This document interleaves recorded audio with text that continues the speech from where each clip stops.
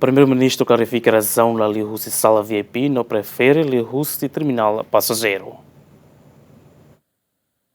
Foi no encontro semanal com o Presidente da República Quintané, Primeiro-Ministro Kairala Xanana Guzmão, clarifica a razão da husi sala VIP no prefere husi terminal passageiro aeroporto Comoronian, foi em fila husi visita a Singapura e a quartané. Tuir Xanana nialaos hasesan husi ex-Primeiro-Ministro taur matan ruak nebe iha sala VIP, hanesa na espalha iha público, mas bem prefere husi terminal passageiro nian, onde halo monitorização para reabilitação terminal passageiro ne. Hau bahare tambah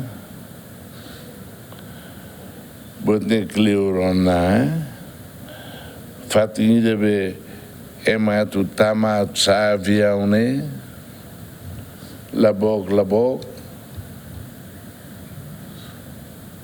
halu sino ba para tu bahare de botne laun sa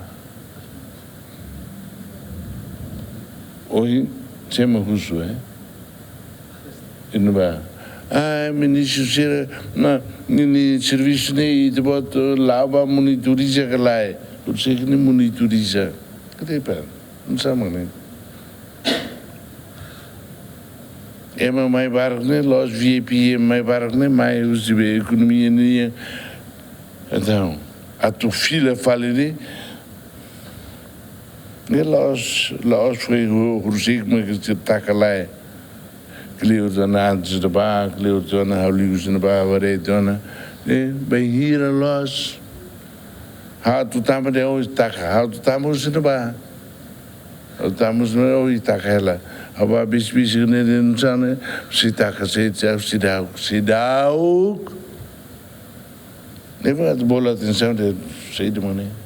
Xanana moça afirma processo de reabilitação terminal passageiros lá Cleur Tebes, no se foi chamada para ministério relevante a tubele acelera a reabilitação ne. Bem, o Conselho Ministro já é aquilo, Ministro de Transportes e Comunicações.